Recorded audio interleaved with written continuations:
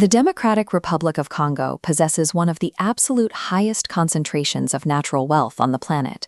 It holds the world's largest reserves of cobalt and copper, rare earth minerals that function as the essential building blocks for global technology and green energy systems. Beyond the soil, the nation contains vast hydropower potential and one of the largest tropical forests on Earth, providing critical climate regulation for the entire globe. Despite controlling these strategic assets, the DRC is officially classified by global financial authorities as a low-income country. Sovereignomics describes this contradiction as povertilogen. It is the false appearance of scarcity that occurs when a nation's strategic value is judged strictly by current income rather than its total assets. Standard economic measurements overlook the very resources that make this landscape strategic. The issue is a statistical failure to recognize what is already there. The global economy relies on gross domestic product, or GDP, to measure success. But GDP specifically tracks the flow of production and income, omitting the total stock of assets a nation owns. This creates a structural bias. A billion-dollar mineral deposit registers as zero on a balance sheet until extracted and sold. Because the formula focuses on activity, intact forests and unmined minerals contribute nothing to official accounts as long as they remain preserved. This is flow blindness, a measurement system that recognizes wealth only when it appears as a trade or a sale, while ignoring the value of the stock itself. A system that focuses on annual output while omitting long-term reserves will inevitably characterize resource-heavy nations as impoverished.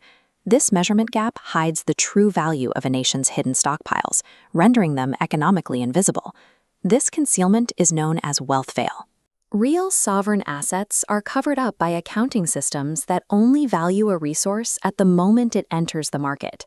An intact ecosystem is worth nothing, but a dead commodity has measurable value. The system grants financial recognition only at the exact point of depletion.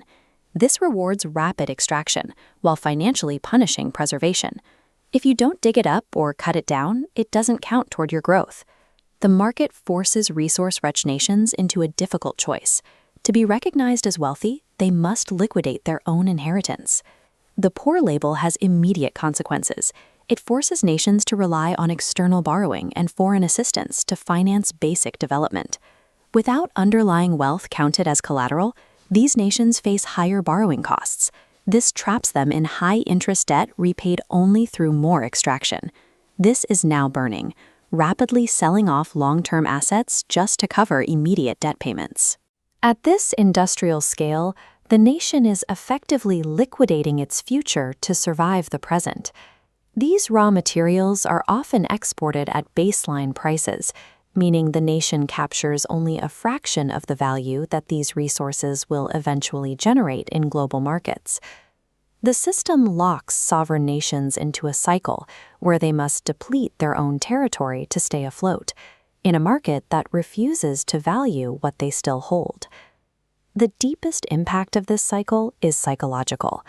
When global authorities repeatedly classify a country as poor, its citizens may begin to believe that progress can only come from outside intervention. Changing this dynamic involves moving from an economic model centered on extraction to one that values the ownership of stock. This is Sov capital, the practice of measuring the total stock of a nation's resources, ecology, and productive capacity as recognized wealth before any extraction occurs. By treating natural capital as a verifiable asset on a national balance sheet, countries can build an inventory of their own wealth. This allows them to structure development around what they own rather than what they owe.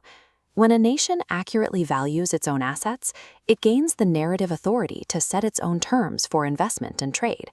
Real economic sovereignty begins when a nation replaces external labels with its own verified inventory of wealth. By valuing what they preserve, they change the terms of how they engage with the world.